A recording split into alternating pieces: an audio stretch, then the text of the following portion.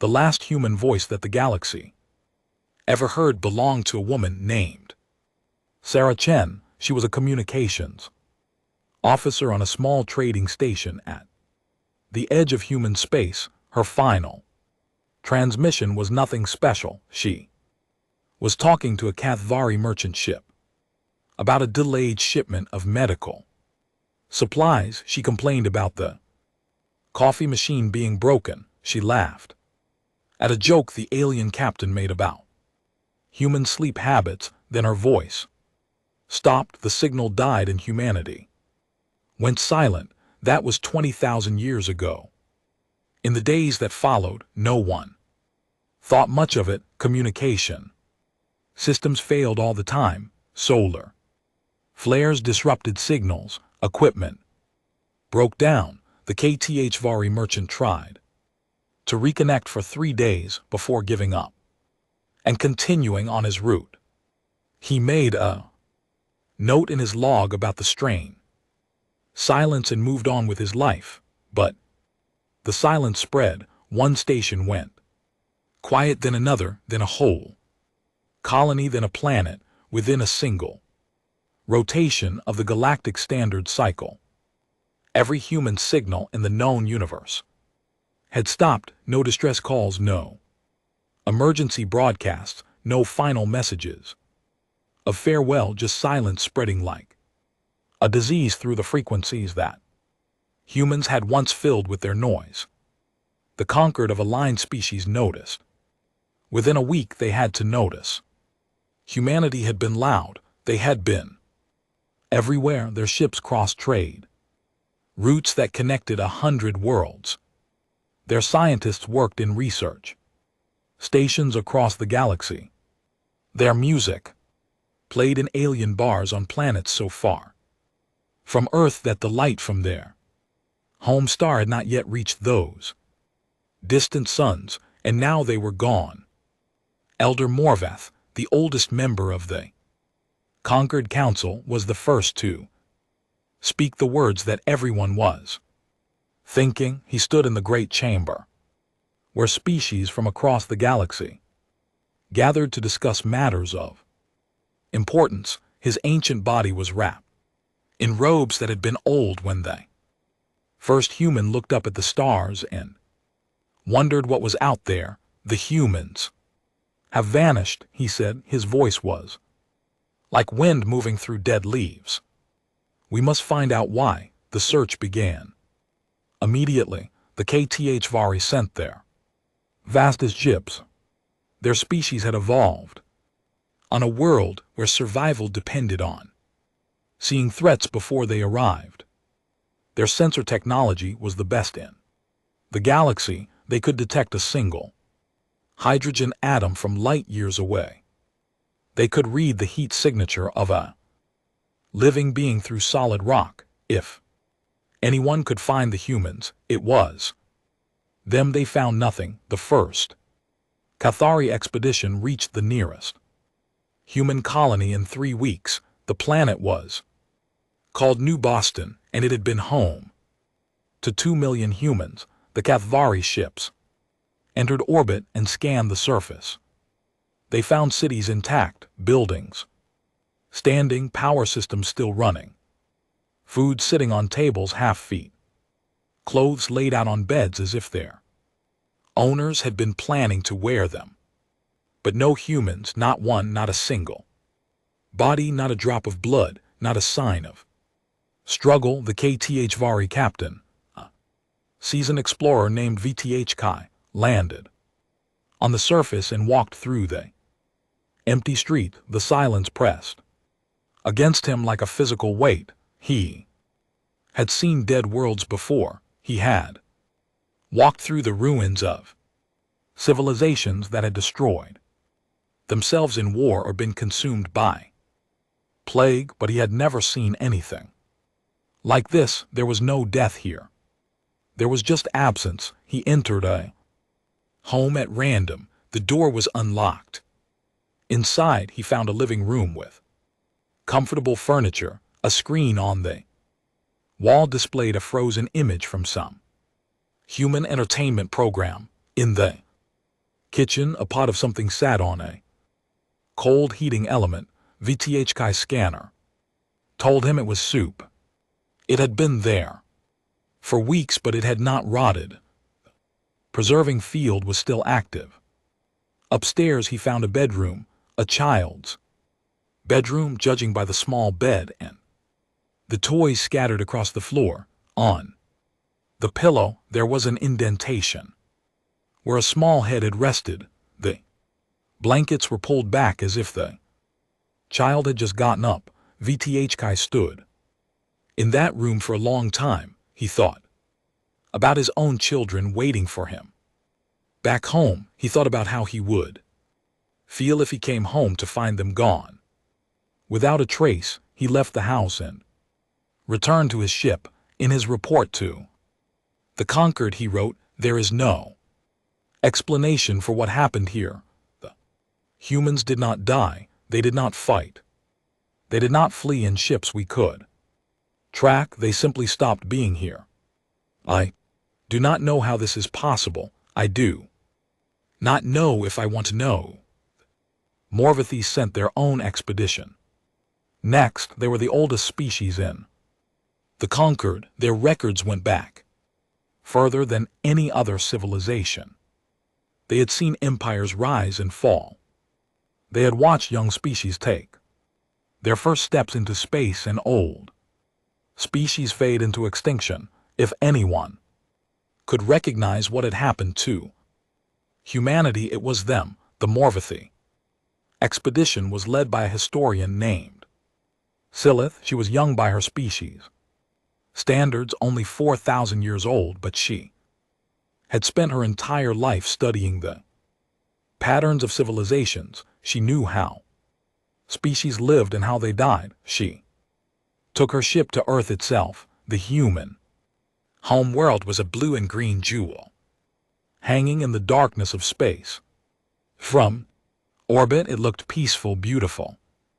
Even the Morvathy had always found Earth strangely attractive, though they could not explain why. Perhaps it was because humans themselves had been strangely attractive, not physically. Of course, humans were small and fragile and lived such short lives, but there was something about them, a fire, a hunger, a refusal to accept the universe as it was. Silith landed outside a human city called New York. The towers rose around her like the bones of some great beast. She walked through streets that should have been filled with millions of humans rushing about their busy lives.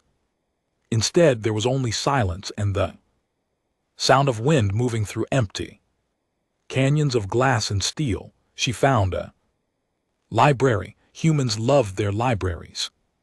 They stored their knowledge in physical form, preserving it against the possibility of technological failure.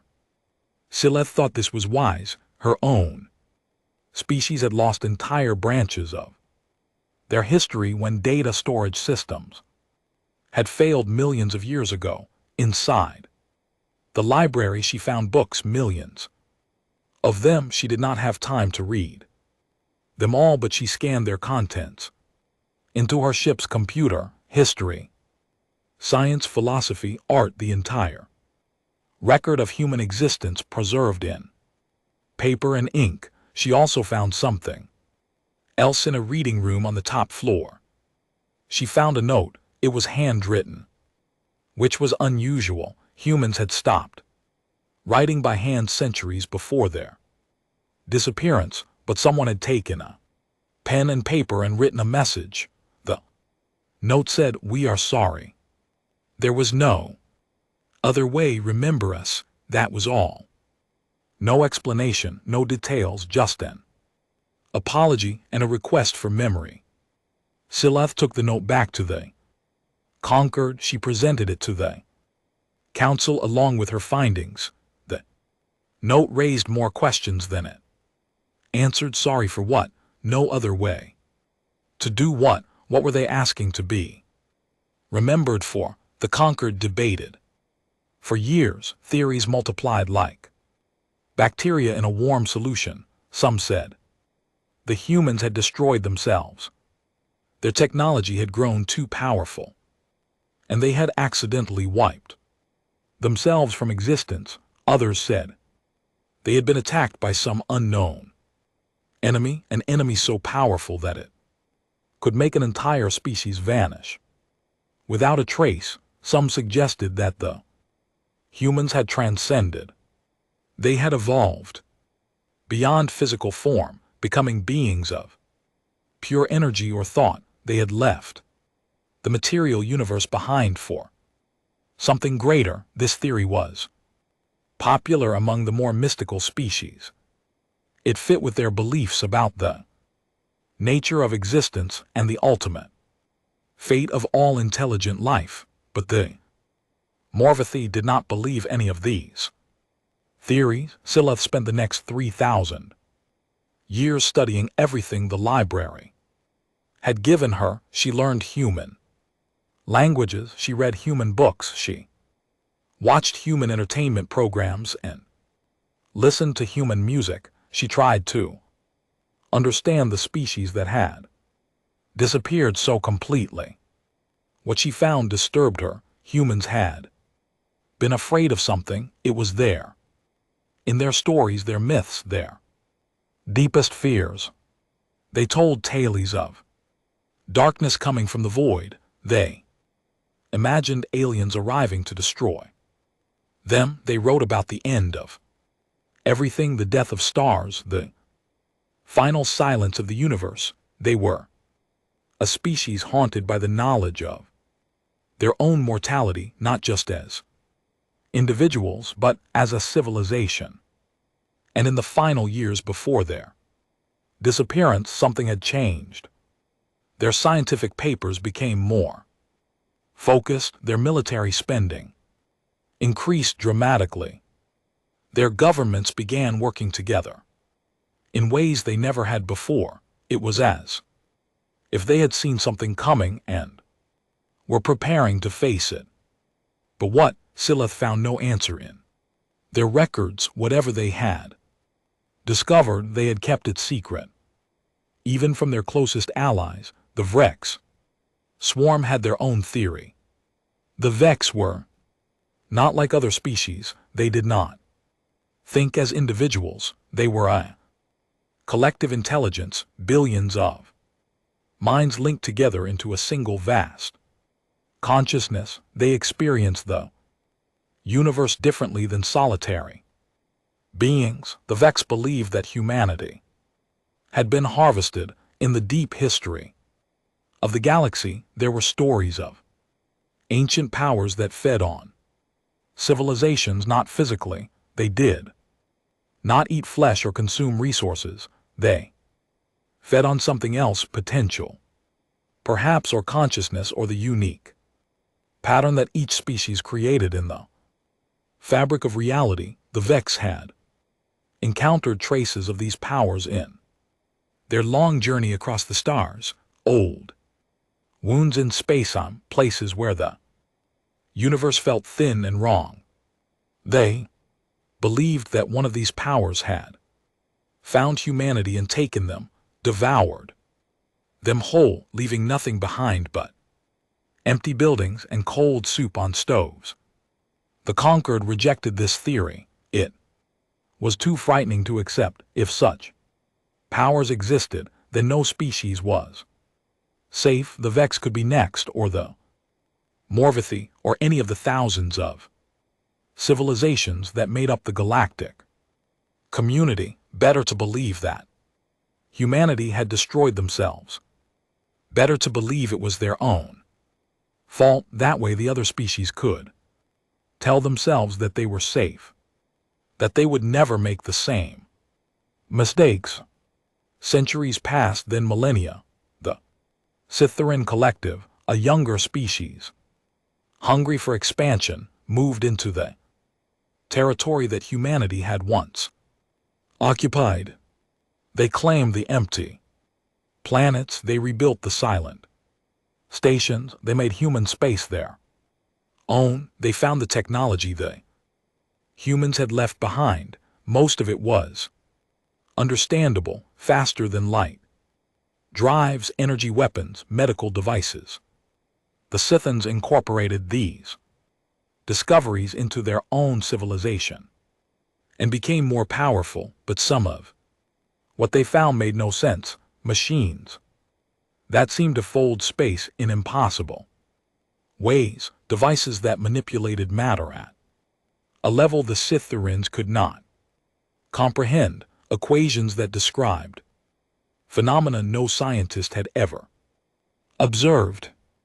The Scythians locked these mysteries away in research facilities and tried to understand them. They failed. After thousands of years of study, they were no closer to grasping what the humans had been working on.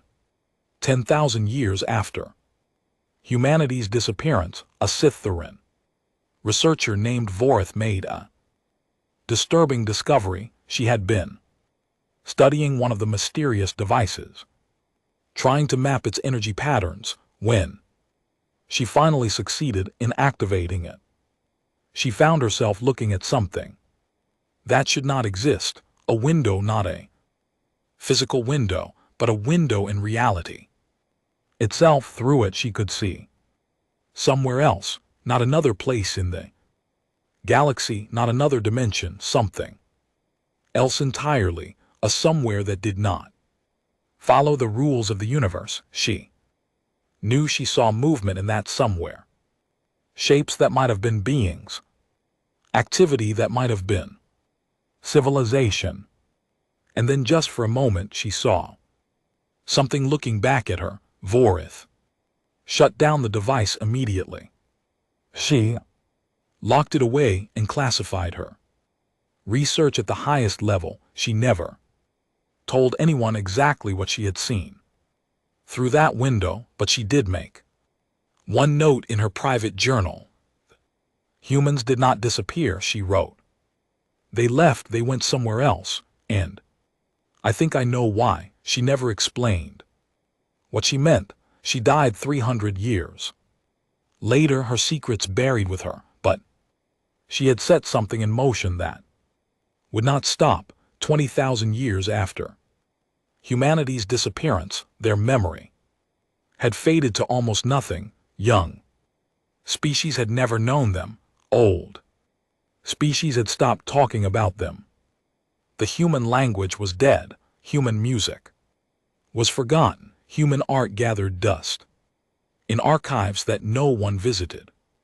Humanity had become a ghost story, a cautionary tale that parents told their children, a reminder that even the bold could disappear, even the loud could be silenced. The universe did not care about dreams or ambitions or potential.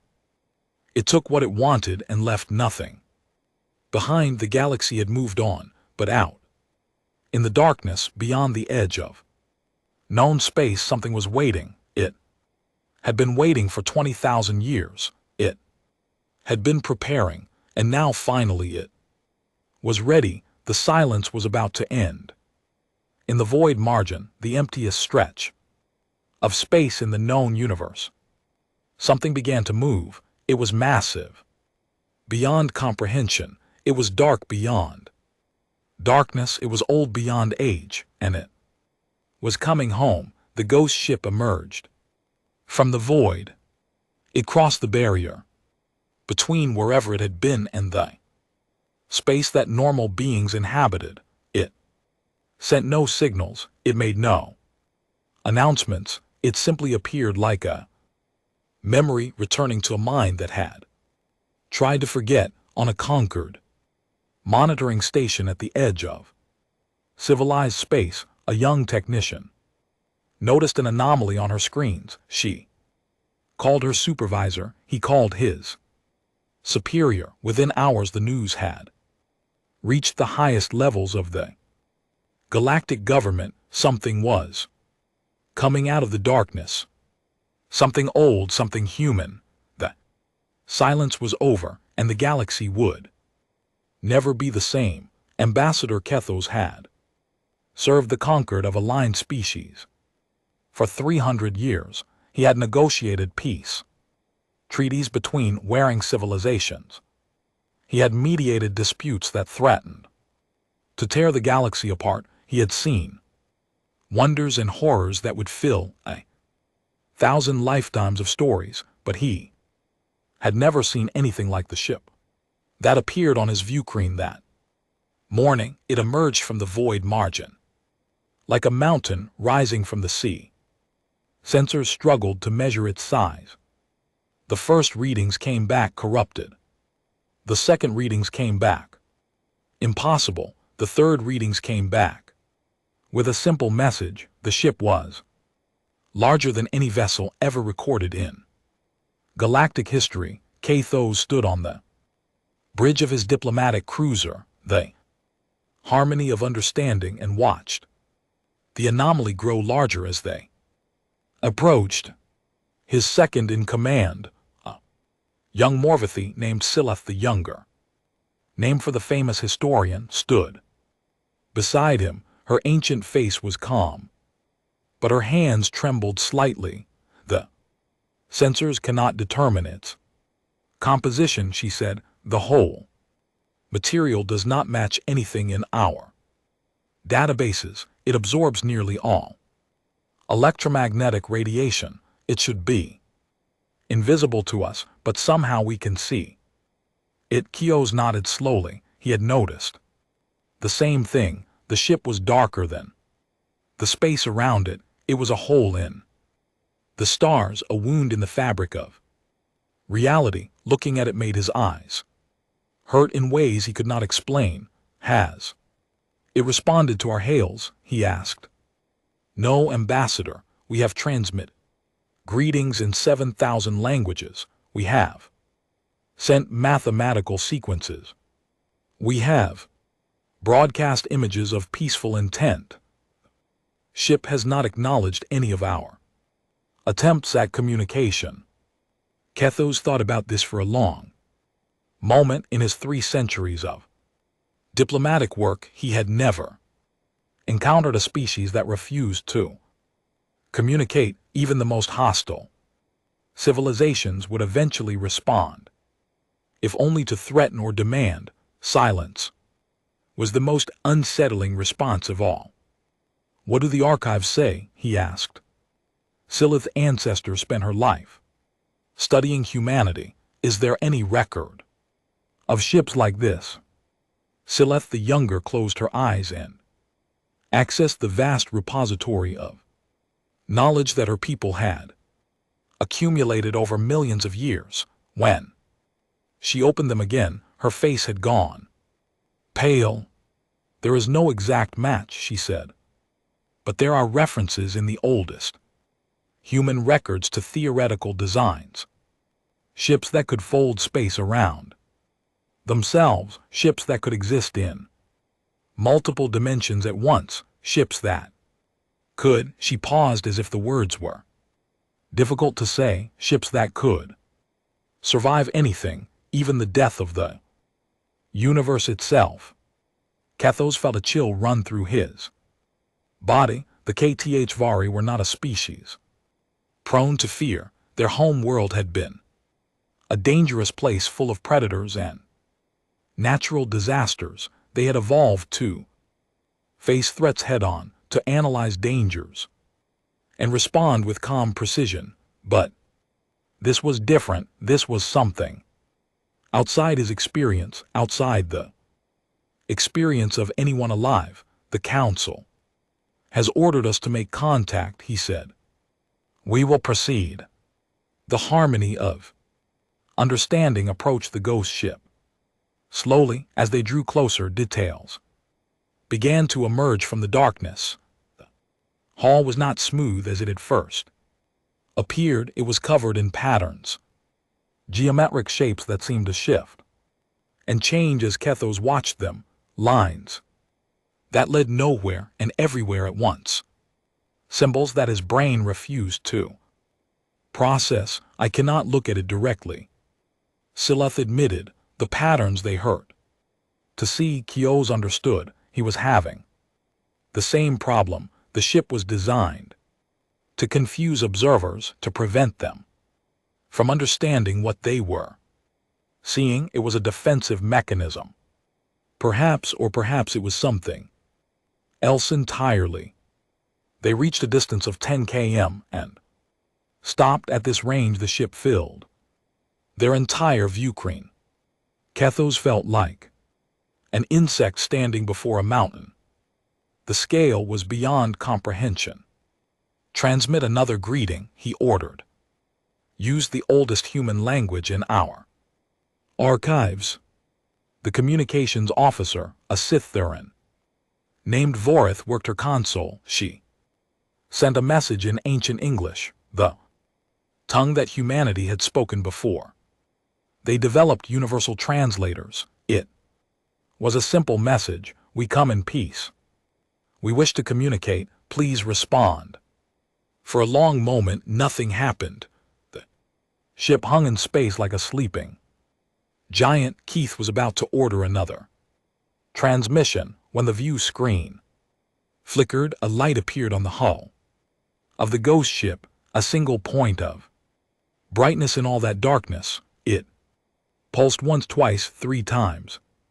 Then it began to move, tracing a path across the ship's surface. It drew a shape, a simple shape, a circle, Silath said. In human mathematics, a circle represents completion, unity, the absence of edges, or zero. Vorith added the beginning of counting, the empty set, nothing and everything at once. The light continued to move. It drew more shapes, a triangle, a square, a pentagon. It was demonstrating mathematical understanding, proving that there was intelligence behind the darkness. Then it drew something else, a human figure. The light traced the outline of a body, 2 arms, 2 legs, a head. It was crude, like a child's drawing, but there was no mistaking what it represented. There were humans on that ship, or something that remembered being human. They are inviting us aboard, Kath said. He was not sure how he knew this, but he was certain it was true. The drawing was a message. We are here. We remember what we were. Come and see what we have become. Ambassador Vorith said, protocol requires us to wait for authorization from the council before the council sent us here to make contact. Keith interrupted. We will make contact. He assembled a team of 12, himself, Silath, the younger Vorith, 3 Kithvari, scientists with equipment to analyze whatever they found, 2 Morvathi, historians to document everything, 3 V-Rex drones, extensions of the swarms, collective consciousness, providing a perspective that individual minds could not achieve, and 1 Slytherin soldier, just in case. They boarded a shuttle and crossed the void between the ships. Ghost ship grew larger with every passing second. Soon it blocked out the stars entirely. There was only the ship and the shuttle and the darkness between them. I am detecting an opening in the hull, one of the scientists reported. A door. It was not there a moment ago. Kathos saw it on the viewscreen. Rectangle of light had appeared in the ship's surface, an entrance, an invitation. Take us in, he ordered. The shuttle passed through the opening and entered the ghost ship. The moment they crossed the threshold, everything changed. The shuttle's instruments went haywire. Screens displayed impossible readings. Gravity fluctuated wildly, pressing them into their seats one moment and lifting them from their chairs the next. The walls of the hangar around them seemed to breathe, expanding and contracting in slow rhythmic pulses. What is happening? Vorith demanded. The ship is alive, one of the Vex drones said. Its voice was calm, almost meditative, or something like alive. It is not a machine in any way we understand. It is A place, a somewhere that exists, according to its own rules. The shuttle settled onto a surface that might have been a floor, the gravity stabilized, though it felt slightly wrong, as if it was coming from the wrong direction. The door of the shuttle opened and air flowed in, the HFY. Scientists analyzed it immediately. Breathable, one of them reported. Nitrogen, oxygen, trace elements, it matches the standard human atmosphere. From their records, but there is something else. A component our instruments cannot identify. Keough stepped out of the shuttle. The hangar around them was vast, large, enough to hold a small fleet. The walls were the same dark material as the ship's hull, but here they were covered in lights, thousands of tiny points of illumination arranged in patterns that might have been decorative or might have been functional or might have been something else entirely. Which way? Sileth asked. Before Keough could answer, the lights began to move. They flowed across the walls like water, coming together to form a line, a path. A guide. We follow the lights, Keough said. They walked through corridors that seemed to stretch and compress as they moved. The geometry was wrong. Keough knew that they were walking in a straight line, but somehow they turned corners. That did not exist. They climbed stairs that led down. They passed through doors that opened before them and closed behind them with sounds like whispers. The Vex drone stopped at one point. Their collective attention focused on something the others could not see. There are minds here, the drone said. Many minds. They are not speaking, but they are present, watching, waiting. Human minds? Keough asked. Something that was human once, something that is more than human now, and less perhaps. Different, changed by time and intention.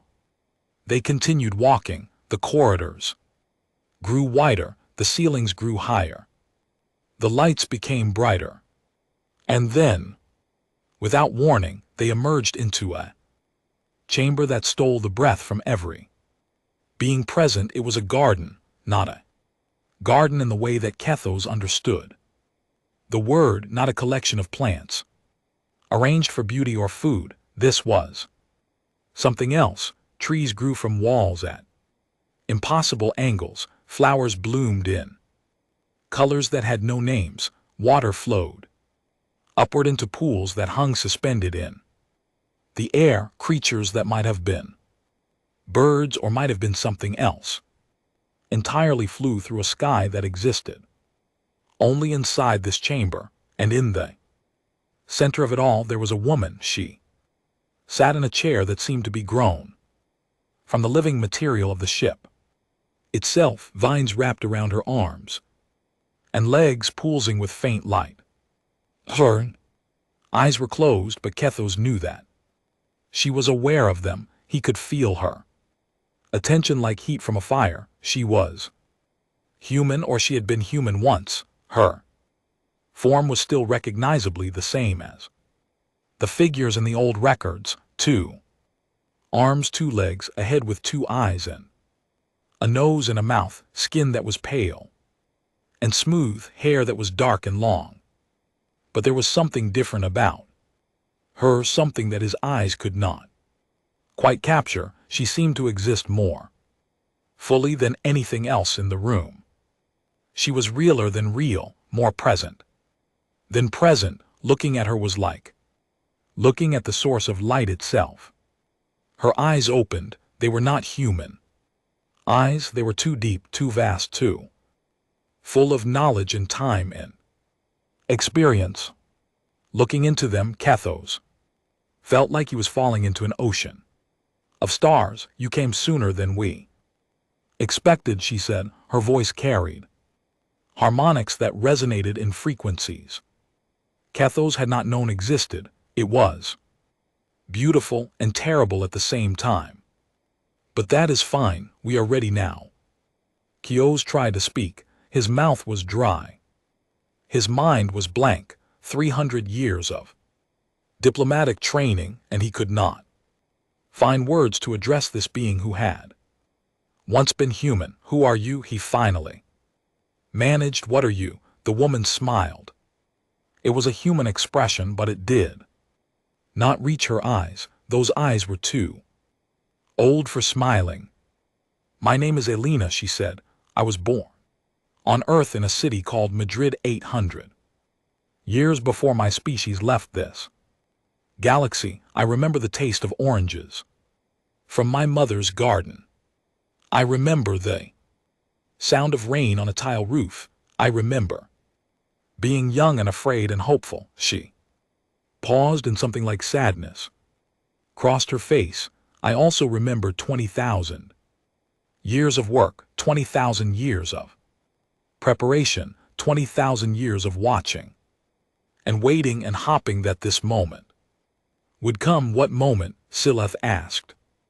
Her voice was barely a whisper. What have you been waiting for? Elena looked at the Morvathi historian. There was recognition in her eyes. You are descended from Sileth the Elder, the one who found my note in the library. I wrote that note for her. I knew she would find it. I knew she would spend her life trying to understand. My ancestor died without answers, Sileth the younger said. She never knew what happened to humanity. No, Elena agreed. She did not. And I am sorry for that. We wanted to explain. We wanted to tell everyone what we had discovered, but there was no time, and even if there had been time, we were afraid that the truth would cause panic, afraid that the wrong beings would learn what we knew, afraid that our enemies would find us before we were ready. Ready for what? Kyo's asked. Again, what have you been preparing for? Elena stood. The vines that connected her to the chair released her gently. Withdrawing into the material of the ship, she walked toward the delegation from the Concord, and with each step, she seemed to become more solid, more present, more real, ready to explain. She said, ready to warn, ready to offer you a choice that we were never given. She stopped directly in front of Kethos. She was shorter than him, her head barely reaching his chest, but somehow he felt like she was looking down at him from a great height.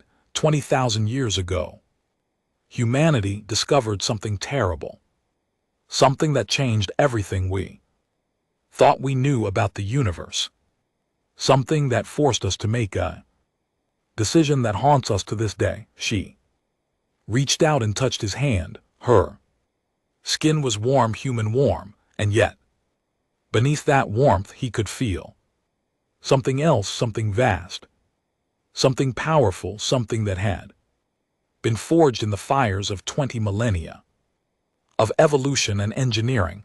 We discovered that the universe is not alone, Elena said, and we discovered what lives in the dark between the stars. Kathos felt his blood run cold.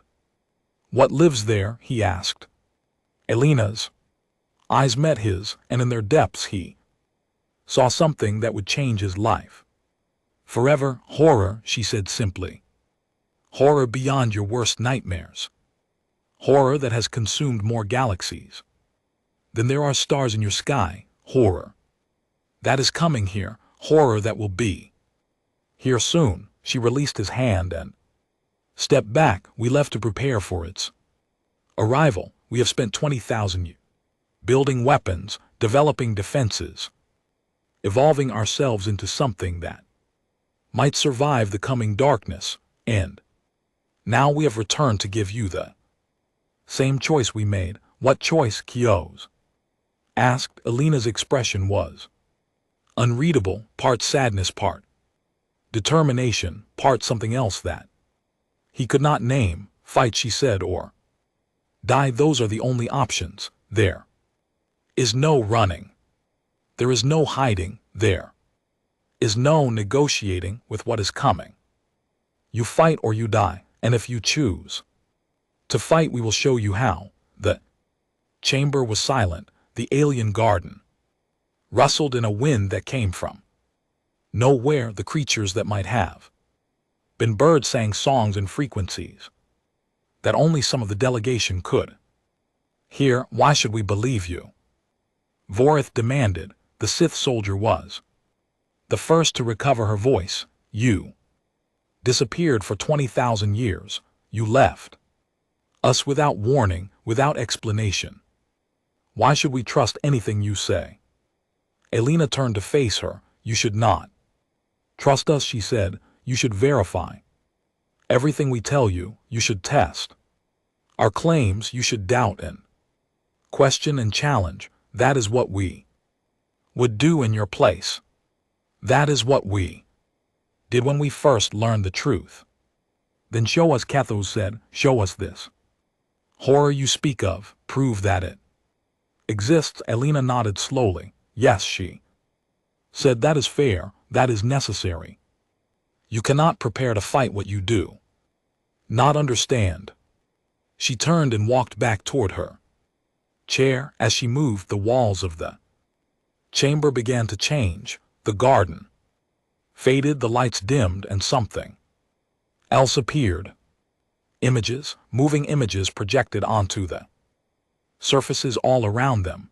Images of the darkness between galaxies. Images of things moving in that darkness. Things that had no shape in every shape. Things that consumed light and matter and time itself.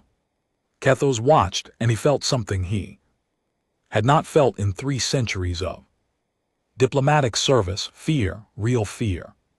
The kind of fear that makes you want to run and hide and pretend that you never saw what you saw. But he did not run. He stood and watched and learned, because he was an ambassador of the conquered, and his people needed to know what was coming. The galaxy needed to know, and now finally humanity had returned to tell them. The images played across the walls of the chamber for what felt like hours. Kios watched in silence, his mind struggling to process what he was seeing. Beside him, the other members of the delegation stood frozen, their faces reflecting the horror that unfolded before them. Elena narrated as the images moved. Her voice was calm, almost gentle, like a teacher explaining a difficult lesson to young students. But the lesson she taught was not one that any school had ever offered. It was a lesson in the true nature of the universe and the things that lurked in its darkest corners.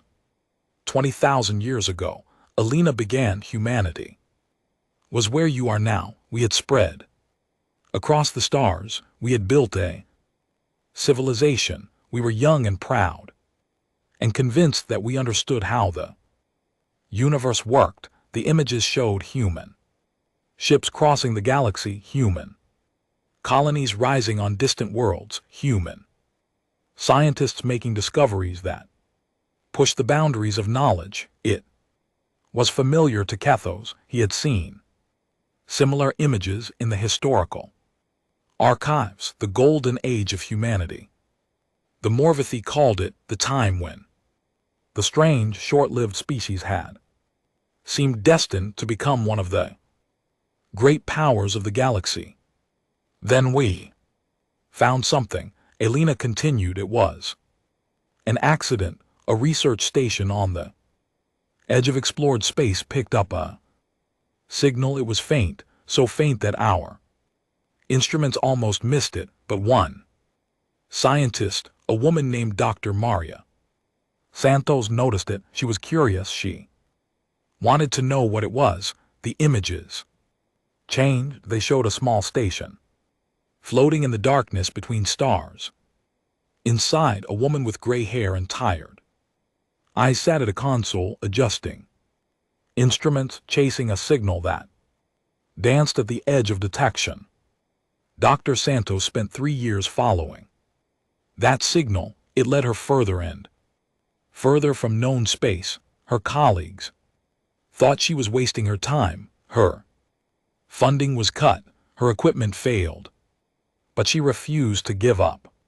She knew, somehow, that what she was looking for was important. The woman on the screen grew older, her hair turned white, her face grew lined, but her eyes never lost their determination. She built better instruments from salvaged parts. She calculated trajectories by hand. When her computers broke down, she pushed further into the void than any human had gone before. Finally, she found the source of the signal. The images showed a structure floating in the darkness between galaxies. It was massive, larger than any station or ship or planet. It was also ancient. The materials were corroded by billions of years of exposure to the cold void. The design was unlike anything human science had ever conceived.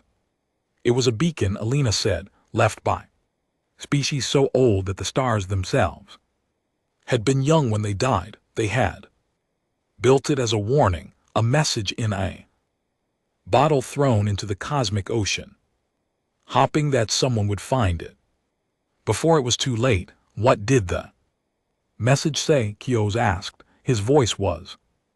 Alina turned to look at him. Her eyes were full of sadness. It said, something is coming. It said, we could not stop it. It said, run.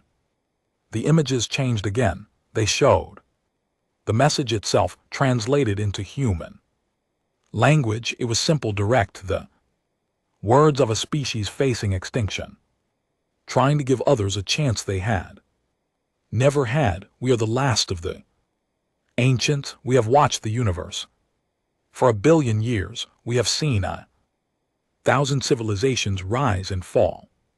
We have learned much, but there is one thing we could not learn. There is one enemy we could not defeat. It comes from the void between voids. It feeds on light and matter and thought. It cannot be reasoned with. It cannot be fought.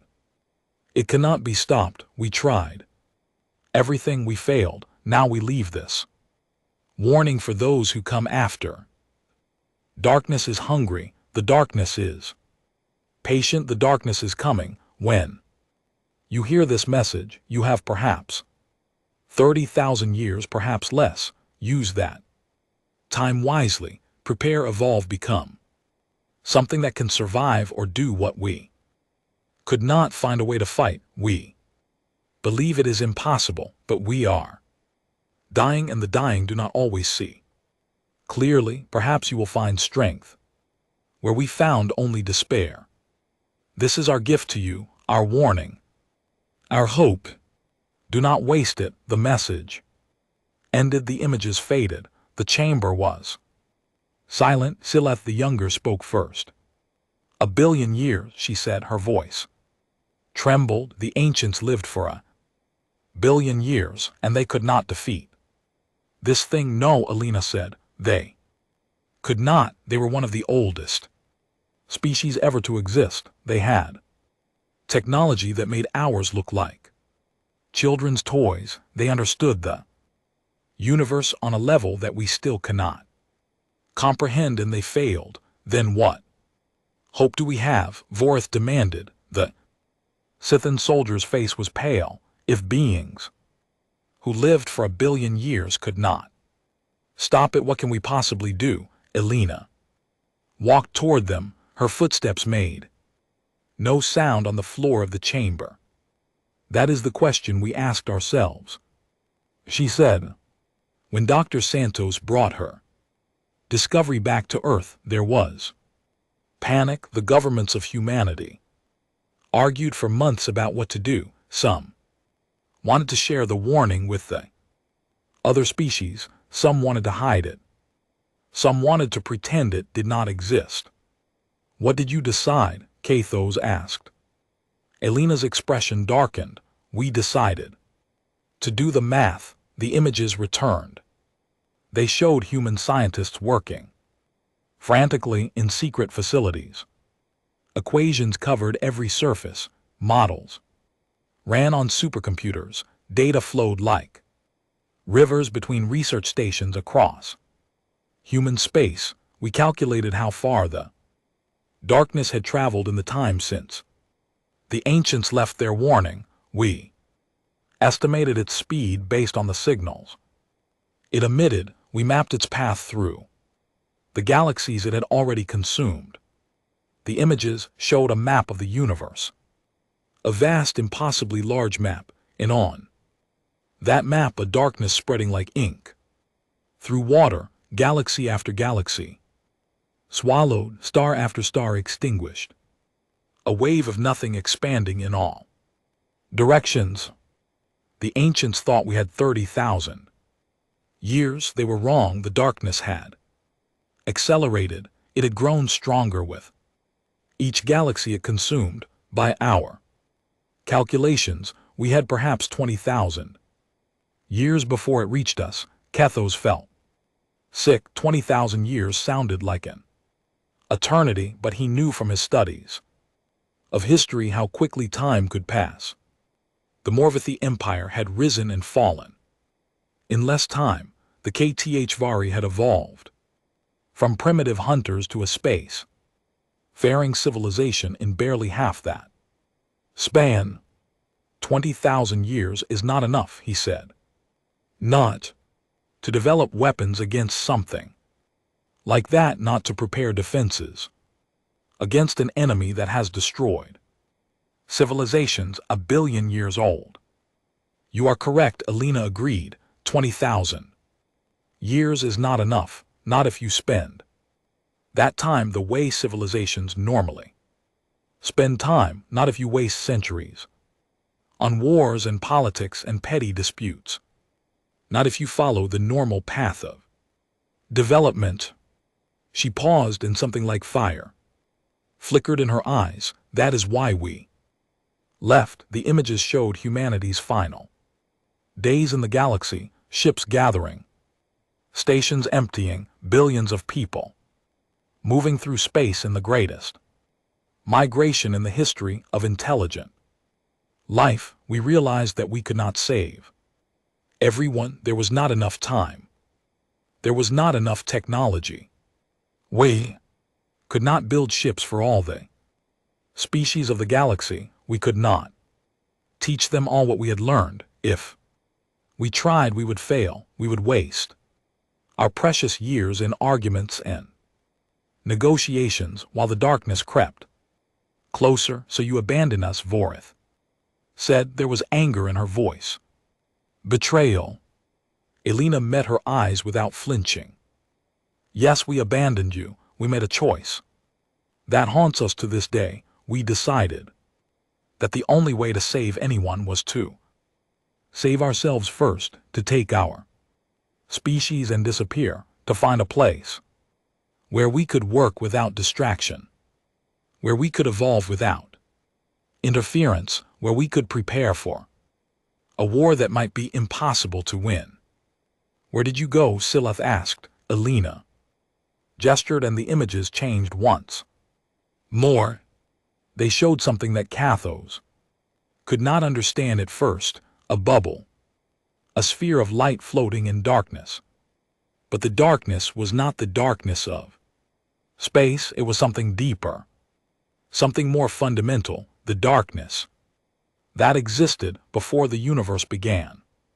We created a pocket universe, Alina said, a small reality separate from this one, connected by a door that only we could open. Inside, time moved differently, faster. For every year that passed in your universe, 100 years passed in hours. Cathos stared at the images. His mind reeled. That is impossible, he said. Creating a new universe, that would require energy beyond anything you can imagine. Alina finished. Yes, it required us to consume stars.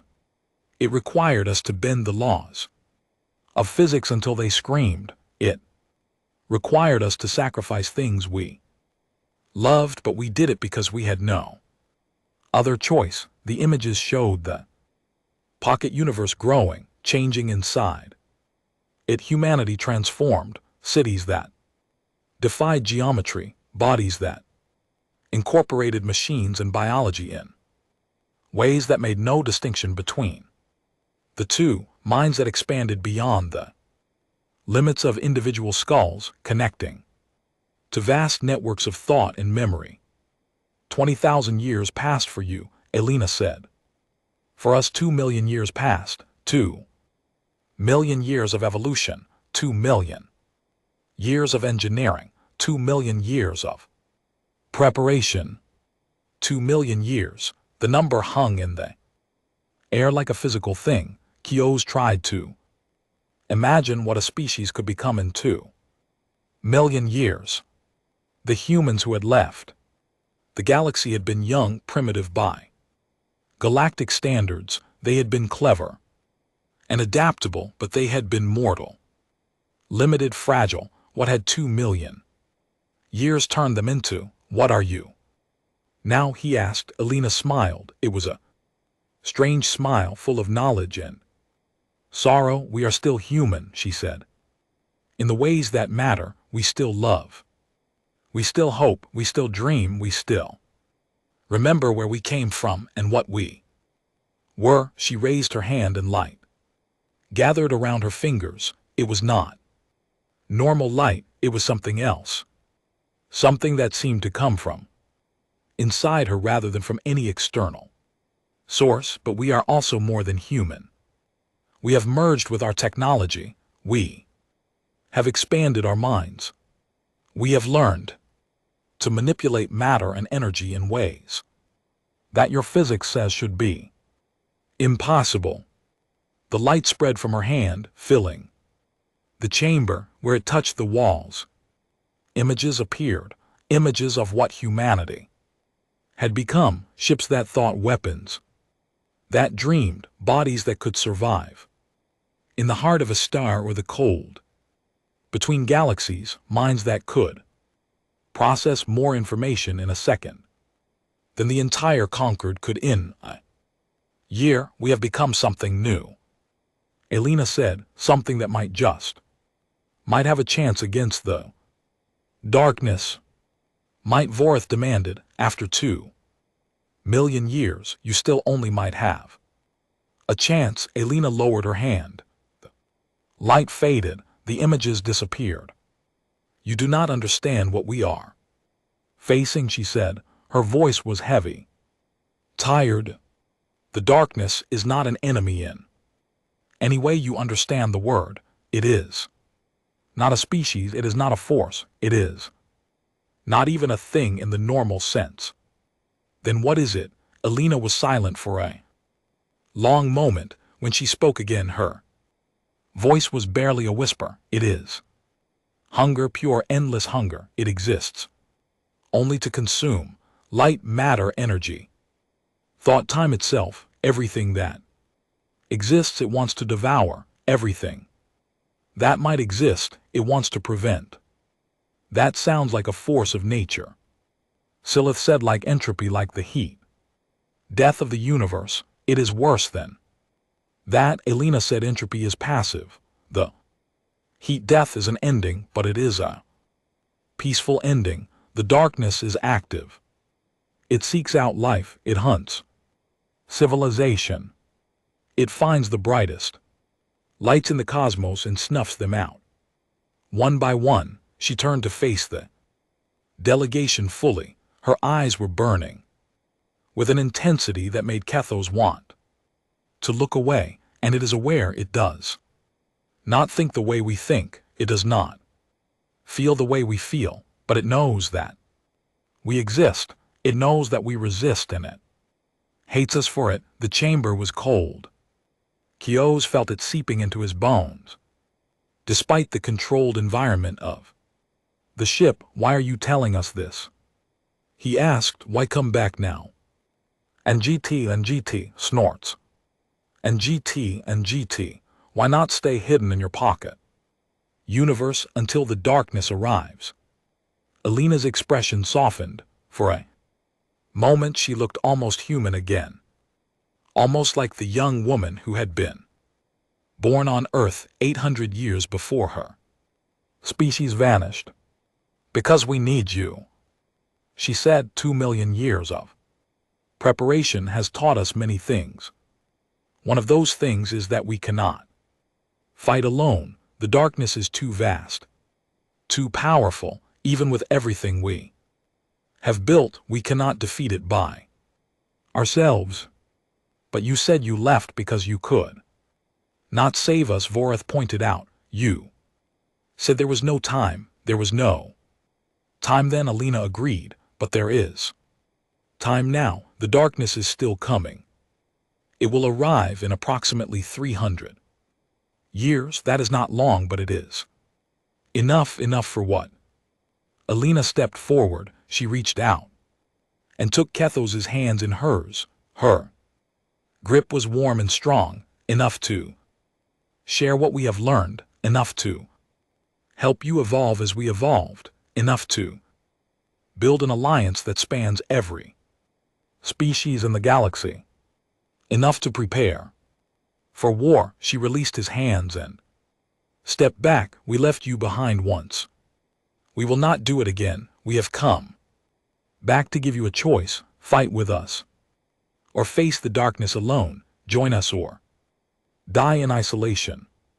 Kios looked at the other members of his delegation. He saw fear in their eyes, doubt, confusion, but he also saw something else, something that surprised him. Hoping they had come to the ship, expecting to find ghosts, remnants of a dead species, answers to a mystery 20,000 years old. Instead, they had found warriors, teachers, allies. They had found humanity, and humanity had returned to save the galaxy. I cannot speak for the conquered, Kethos said slowly. I do not have the authority to make decisions of this magnitude, but I can tell you this. I will carry your message to every species that will listen. I will advocate for your cause. I will fight for the alliance you propose. Alina nodded. There was gratitude in her eyes, but also something else, something that looked like pain. That is all we ask, she said. Carry the message, spread the warning, let the galaxy decide. She turned and walked back toward her chair. The vines reached out to embrace her. Once more, we will wait for your answer. But do not wait too long. The darkness does not care about your politics or your disputes or your fears. It only cares about consumption. She sat down and the vines wrapped around her arms and legs. Her eyes began to close. 300 years, she said. Her voice was fading, becoming part of the whisper of the ship itself. That is all the time you have. Use it wisely. The lights in the chamber began to dim. The path that had led them here reappeared, glowing softly in the darkness. It was time to go. Kathos took one last look at the woman in the chair, at the human who had lived for 2 million years, preparing for a war that might destroy everything. Then he turned and led his delegation back toward their shuttle. They had a message to deliver, and the galaxy had a choice to make. The conquered of aligned species had never seen chaos like this. Ambassador Kethos stood at the center of the great assembly hall, surrounded by representatives from 1,000 worlds. They shouted in languages that the universal translators struggled to process. They waved appendages and flashed colors and emitted sounds that expressed emotions ranging from terror to rage to desperate hope. He had delivered Alina's message 3 days ago. Since then, the galaxy had gone mad. The humans are liars, screamed Vethar. the chief representative of the Cytherin Collective. His face was purple with fury. They disappeared for 20,000 years, and now they return with tales of monsters in the dark. This is a trick, a manipulation. They want to reclaim the territory we took from them. The Morvathi archives contain references to the threat they describe, countered Elder Morv, his ancient voice cutting through the noise. Our oldest records speak of something in the void, something hungry. We dismissed it as legend. Perhaps we were wrong.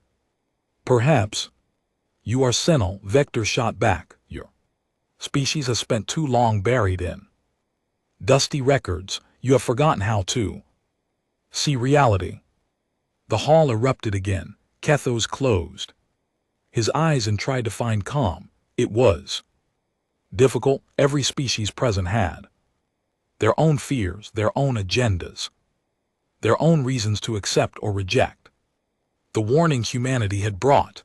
The HFY, his own people, were divided. Half of them wanted to accept the humans' offer immediately. The threat was real. The evidence was compelling. To refuse would be suicide. The other half were suspicious. Humanity had always been strange, unpredictable. They had left without warning once. Who was to say they would not do so again? The Vrex swarm had not sent representatives to the assembly.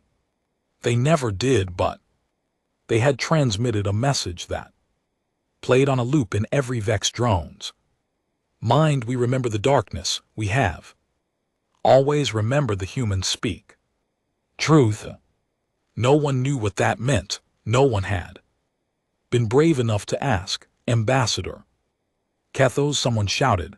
He opened eyes to see a Cytherin journalist pushing through the crowd. Is it true that the human ship destroyed a Cytherin fleet? Is humanity declaring war on the collective? Kethos raised his hand for silence. Slowly, reluctantly, the noise died down. No one was destroyed, he said. The human ship relocated the Cytherin vessels to their home world. No crew member was harmed. It was a demonstration of capability, not an act of aggression. A demonstration of capability is a threat, Vithar bellowed. They showed us that they can move our ships wherever they want. What is that if not a preparation for war? It is a message, said a new voice. The assembly fell silent. A figure was walking through the crowd, and the representatives parted before her like water before a ship. She was humanoid in shape, wrapped in a cloak that seemed to be made of shadow. Her face was hidden beneath a hood. Elena had come to the conquered. Kethos felt his heart's beat faster. He had seen Elena before, but only in the strain environment of the ghost ship. Here in the great hall of the conquered, she seemed even more alien, more powerful, more dangerous. She stopped at the center of the assembly, directly beside Kethos. Slowly she pushed back her hood.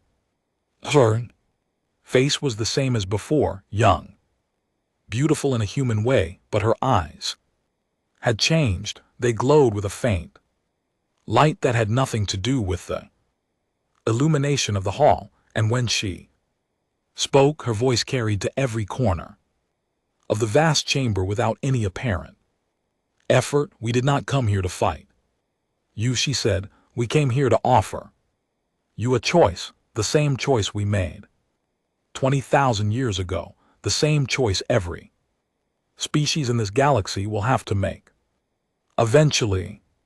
She raised her hand, and suddenly the hall was filled with images, the same images she had shown Kethos on the ship. The darkness between galaxies, the thing that consumed light and matter and thought, the warning left by a species a billion years dead. This is what is coming, Elena said. You can believe it. Or not, you can accept our help or refuse it, that is your right, we will not force you, then why relocate our ships? Vector demanded. His voice was quieter now. The images had shaken him. Despite his anger, why demonstrate your power if not to intimidate us? Elena turned to face him. Her eyes met his and he flinched. Because you sent those ships to attack us, she said, and we wanted you to understand that we could have destroyed them, we could have killed every being aboard, we could have reduced your fleet to atoms scattered across light years of space. She paused, and her expression softened slightly. But we chose not to because we do not want war, we do not want conquest. We want alliance, partnership, the chance to fight together against an enemy that will not distinguish between human and Scythian, between Kithvari and Morvathi, between Vex and Elder, to the darkness. We are all the same, we are all prey. The assembly was silent. The images continued to play across the walls and ceiling, a constant reminder of the horror that awaited them all. What do you want from us? Elder Morvath asked. His voice was calm, measured. He had lived for millions of years. He had seen species rise and fall. He understood that fear was useful only if it led to action. Elena turned to face him with something like respect. We want you to change, she said. We want you to evolve. Not slowly over millennia, but quickly. Decades and years. That is impossible, said a Kithvari scientist from the crowd. Evolution takes time, generations. We cannot simply decide to become different. You can if you have help, Elena said. We have technology that can rewrite your bodies at the molecular level. We have techniques that can expand your minds beyond their current limits. We have knowledge that will let you survive conditions that would kill you. Now she raised her hand again, and the images changed. Now they showed aliens, but not aliens as they currently existed. These were changed, enhanced bodies that incorporated machines and biology in perfect harmony, minds that linked together in networks of shared thought, eyes that could see across dimensions, hands that could manipulate forces beyond normal physics. This is what you could become, Elena said. This is what we are offering, the chance to transform yourselves into something that can fight the darkness. At what cost? Vector asked. His anger was gone now, replaced by something that might have been fear or might have been hunger. What do you want in return? Elena lowered her hand. The images faded. We want you to stop fighting each other, she said. We want you to put aside your territorial disputes and your ancient grudges and your endless competition for resources that none of you will need when the darkness arrives. We want you to work together, all of you, every species, every world, every individual. The hall erupted into murmurs. The idea was absurd, impossible. The species of the galaxy had been wearing and competing and distrusting each other for millions of years. They could not simply set aside their differences because species that had been gone for 20,000 years told them to. You ask too much, representative from the collective said. It was not Vithar but a younger Scythian female, her voice calm where his had been angry. We have grudges that go back thousands of years, wars that have killed billions, wounds that will never heal. I know, Elena said. We had the same problems. Humans fought among themselves constantly. We killed each other over land, over resources, over ideas. We were very good at war. She walked toward the young Scytherin, her footsteps silent on the floor of the assembly hall. But we learned something. In the centuries before we left, we learned that the universe does not care about our disputes. The stars do not care who owns what territory. The void does not care about our grudges or our histories or our righteous anger. She stopped directly in front of the Sith and representative. The only thing that matters is survival. And you cannot survive alone, none of you can, not even us. The young Scytherin met Alina's eyes. She did not flinch, though Cathos could see the effort it cost her. Why should we believe that you will help us? She asked. You left us once. You disappeared without warning, without explanation. You let us believe you were dead for 20,000 years. Why should we trust you now? Alina was silent for a long moment. When she spoke again, her voice was softer, more human. You should not trust us blindly, she said. We do not deserve that. We made a choice 20,000 years ago that we have regretted every day since. We could have warned you. We could have tried to save more than just ourselves, but we were afraid. We did not think there was time. We told ourselves that we were being practical, realistic, pragmatic. She turned to address the entire assembly. But the truth is, we were cowards. We chose the easy path. We saved ourselves and left everyone else to face the darkness alone. That is not something we can undo. It is not something we can apologize away. All we can do is try to do better now. The silence in the hall was complete. Even Var had nothing to say. We are not asking you to trust us, Alina continued. We are asking you to test us, question everything we tell you, verify every claim we make, demand proof at every step. We will provide it because we need you to believe, not because we tell you to, but because you have seen the evidence for yourselves.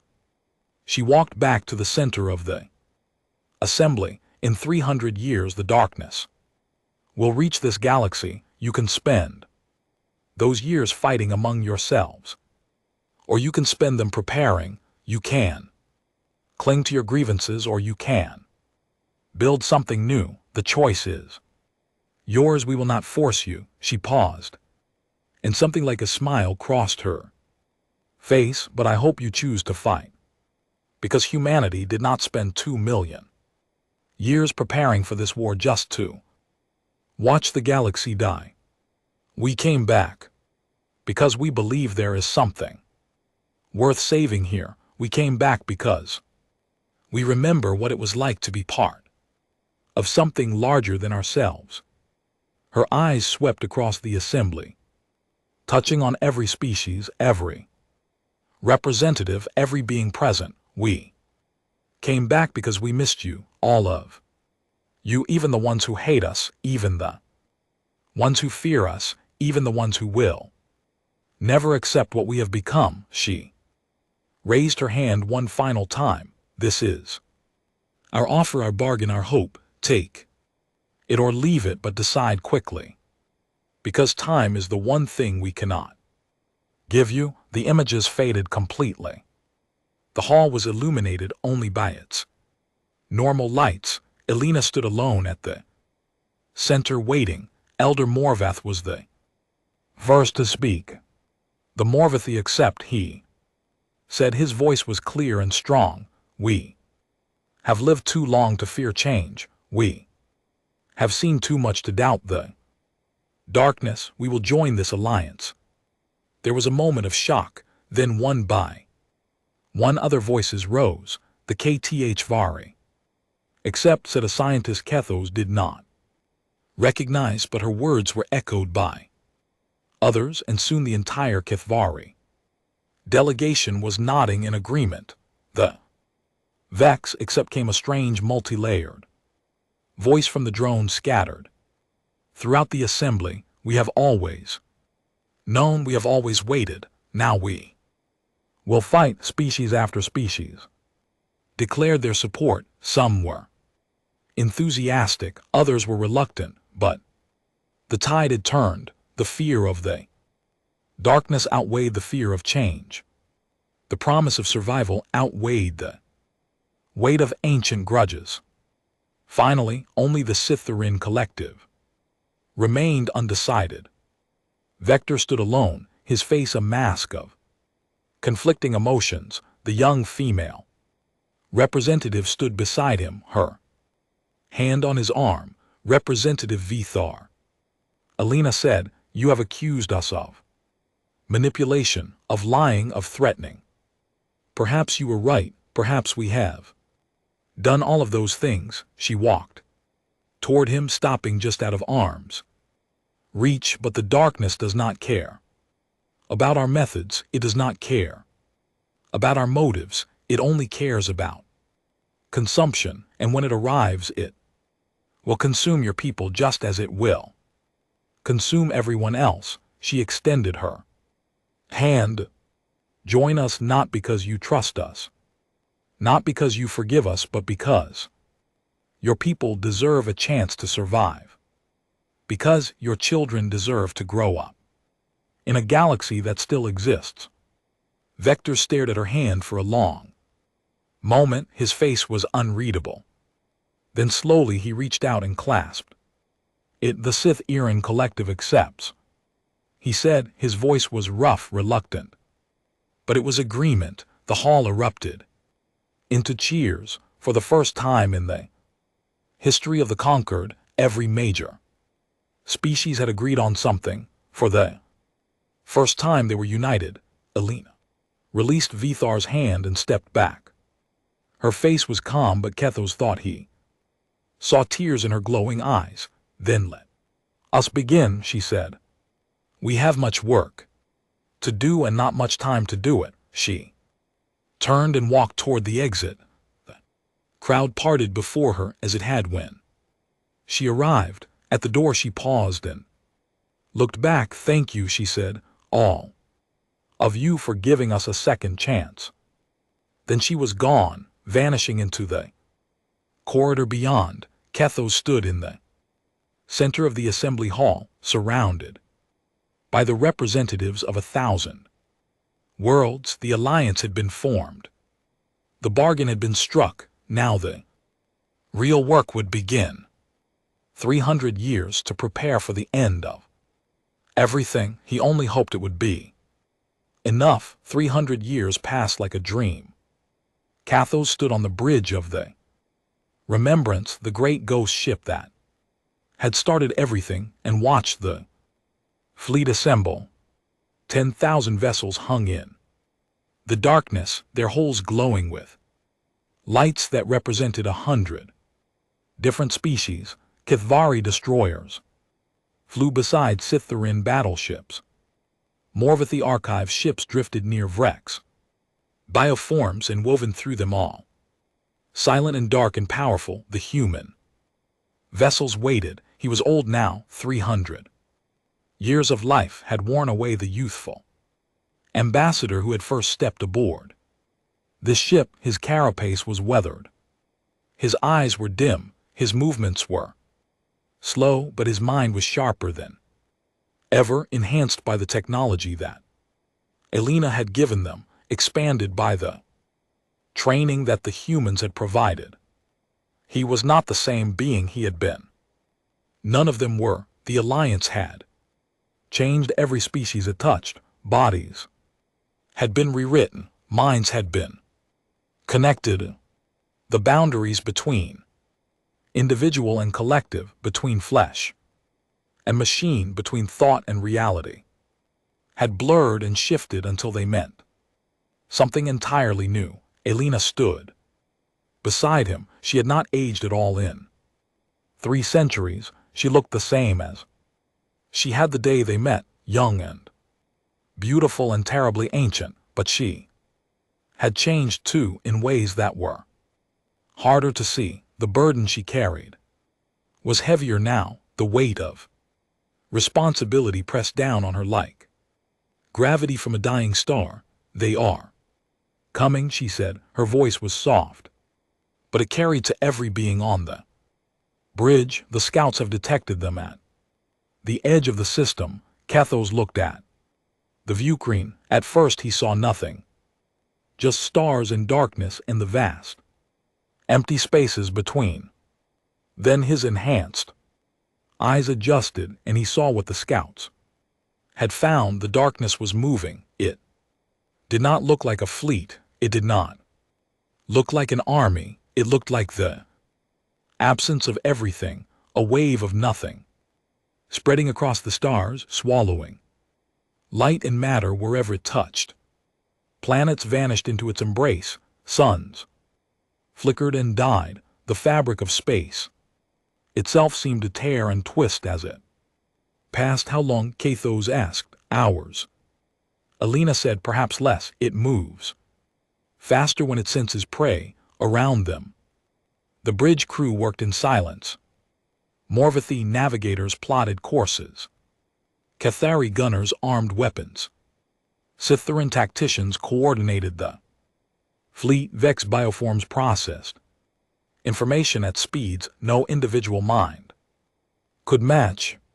And humans, changed and ancient and impossible, held everything together. This was what 300 years had built. Fleet unlike anything the galaxy had ever seen. Ships that thought and dreamed and fought with a purpose that went beyond survival. Weapons that existed in dimensions no one had known existed before the humans returned. Defenses that bent the laws of physics until they screamed, and it still might not be enough. We should have had more time, a young Scytheran officer said. Her name was Vethar's granddaughter, sir. Alliance was formed, raised in a world where humans and aliens worked side by side. She had never known the old rivalries, the ancient hatreds. To her, the alliance was simply reality. Time is always insufficient, Alina replied.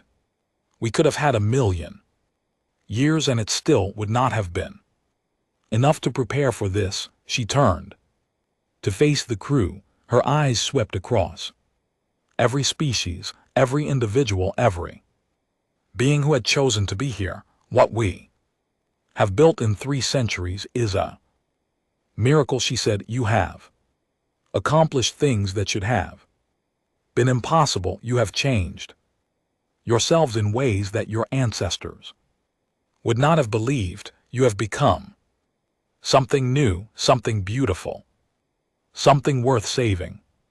She paused and her voice softened. Whatever happens today, remember that. Remember that you fought. Remember that you did not surrender. Remember that you chose to stand against the darkness, even when standing seemed hopeless. The bridge was silent. Outside, the darkness crept closer, swallowing stars. One by one, all ships, Alina commanded, move to defensive positions. Prepare for engagement.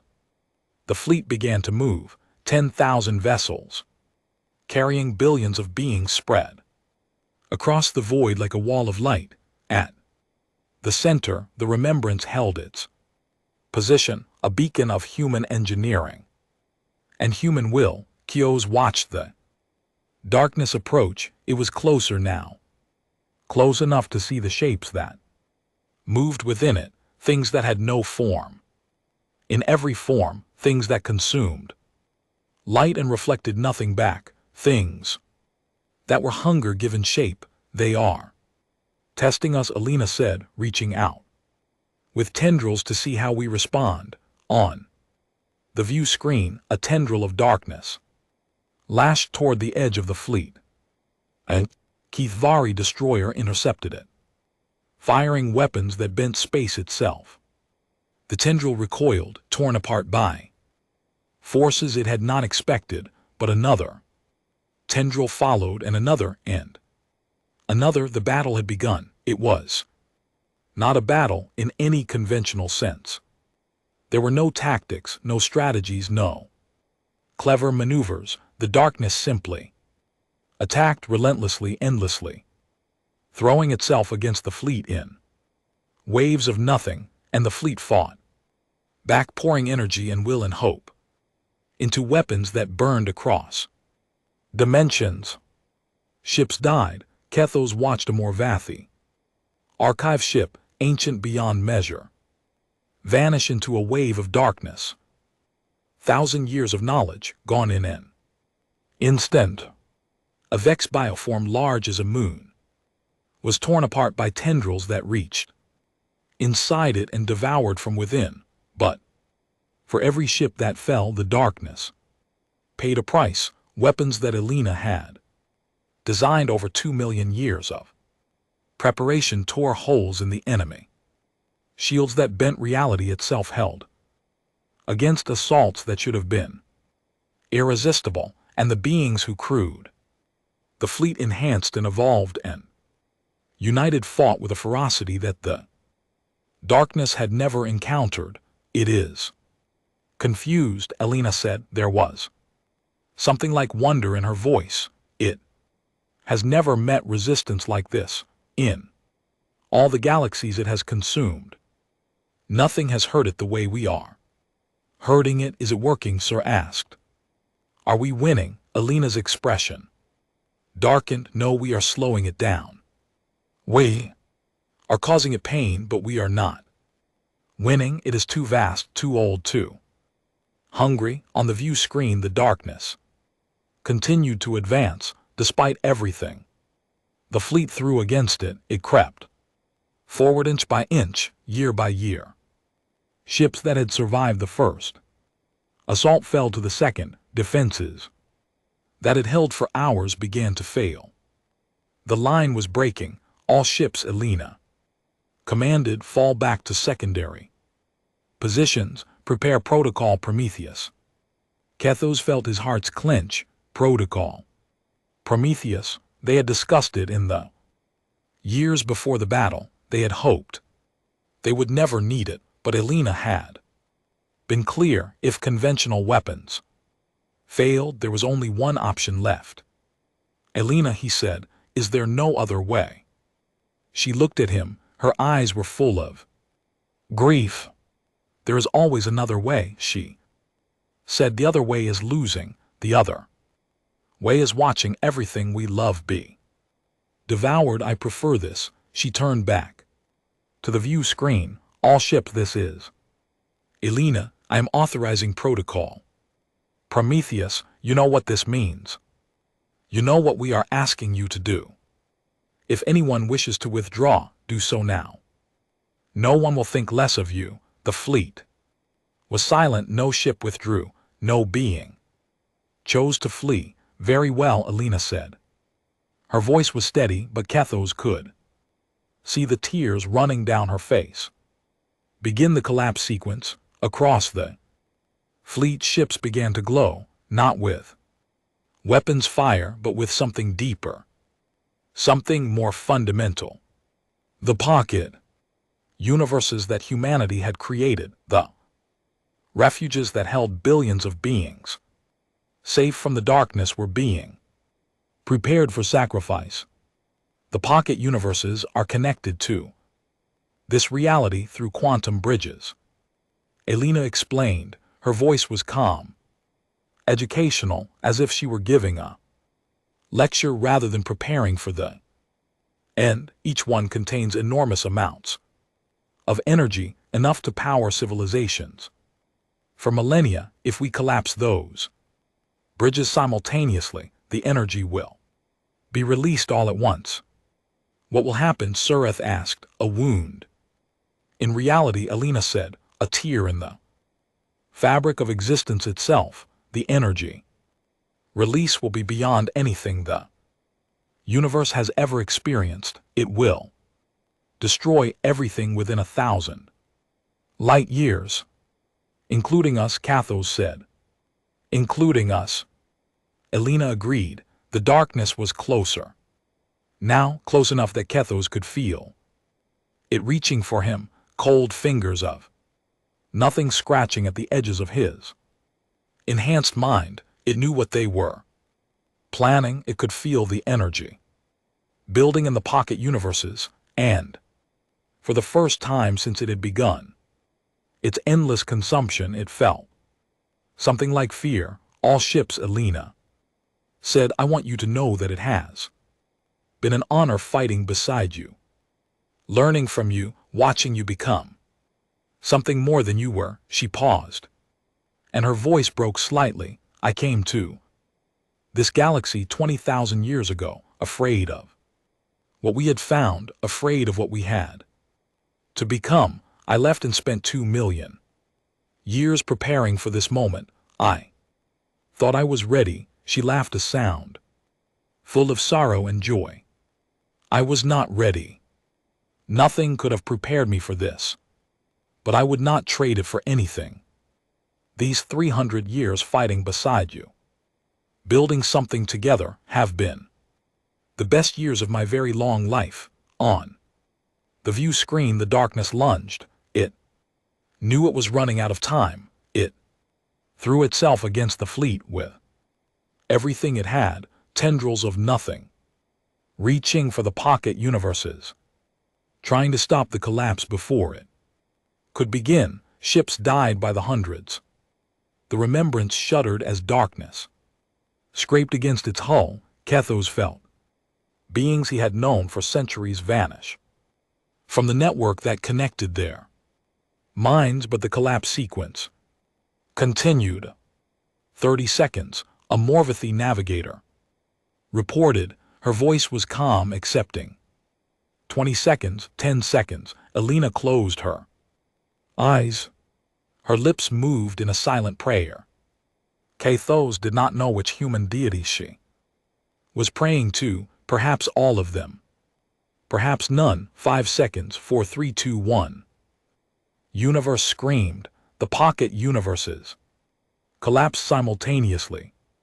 The quantum bridges that connected them to reality shattered, releasing energy that had been stored for millions of years. Space and time twisted. Dimensions folded in on themselves. Laws of physics pushed beyond their breaking point, simply stopped working. And the darkness burned. For 1,000,000 years it had known only hunger, only consumption, only the endless drive to devour everything that existed. It had never felt pain. It had never felt fear. It had never felt anything but the satisfaction of making more of the universe into nothing. Now it felt all of those things at once. The wound in reality spread through the darkness like fire through dry grass. It consumed the consumer. It devoured the devourer. It took the endless hunger and fed it its own poison. The darkness screamed, not with sound, because sound could not exist in the void between dimensions, but with something deeper, something that echoed through the minds of every being who had ever lived, every being who was living, every being who might ever live. It was the scream of a god dying, and then silence. Kethos opened his eyes. He was floating in darkness, not the darkness of the enemy, but the darkness of space. Normal space. Stars hung around him, distant and beautiful. He was alive. Elena, he called. His voice echoed strangely, as if he were speaking in a vast empty chamber. I am here. She appeared beside him, glowing faintly with a light that came from within her. She looked different now, more human than she had in years. Weight that she had carried for so long seemed to have lifted. We survived, Kethos said. It was not a question, but he needed to hear the confirmation. Some of us survived, Elena said. Her voice was sad. Not all. The pocket universes are gone. Billions of beings who chose not to be in the fleet are lost. The refuge we built over 2 million years has been destroyed. But the darkness, Elena smiled. It was a human smile, full of grief and joy and hope. The darkness is wounded, perhaps. Mortally, it has retreated to the void. Between galaxies trying to heal. It may recover in time, in 1,000,000 years. Perhaps or 10 million, but for now it is gone. She reached out and took his hand. Her touch was warm. We won, old friend. Against all odds, against all expectations, against an enemy that had never been defeated, we won. Kethos felt tears running down his face. He had not known that his enhanced body could still cry. What now? He asked. Elena looked out at the stars. The fleet was regrouping. Ships that had survived the protocol were gathering, counting their losses, celebrating their survival. 1,000 species, united by 300 years of work and sacrifice, had faced the end of everything and emerged victorious. Now we rebuild, Elena said. Now we heal. Now we remember those we lost and honor their sacrifice. She turned to face him. And now we prepare, because the darkness may return in 1,000,000 years or 10 million or 100 million. And when it does, we will be ready. Kios looked at the fleet, at the species who had learned to work together, at the humans who had returned from their long exile, at the galaxy that had survived. Will we be here, he asked, in 1,000,000 years? Elena smiled again. This time the smile reached her eyes. We will be somewhere, she said, changed perhaps, different, but still fighting, still hopping, still refusing to surrender to the darkness. She squeezed his hand. That is what we do. That is what we have always done, and that is what we will always do. Around them the stars burned bright. The galaxy turned slowly on its axis. Life continued in all its strange and beautiful forms.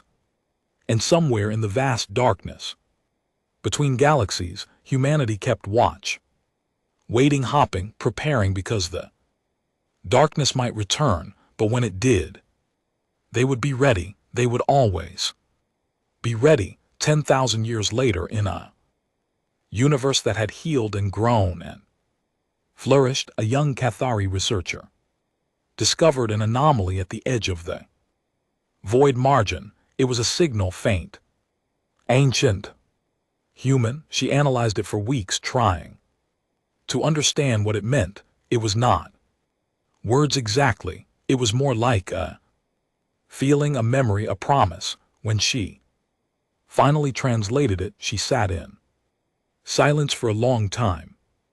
The message said, we survived. We are out here somewhere. We remember you. We remember all of you. And if the darkness ever comes again, we will be back. She saved the signal, filed her report, and looked up at the stars. Somewhere out there, humanity was still watching, still waiting, still hopping, and the galaxy, for the first time in a very long time, was not afraid.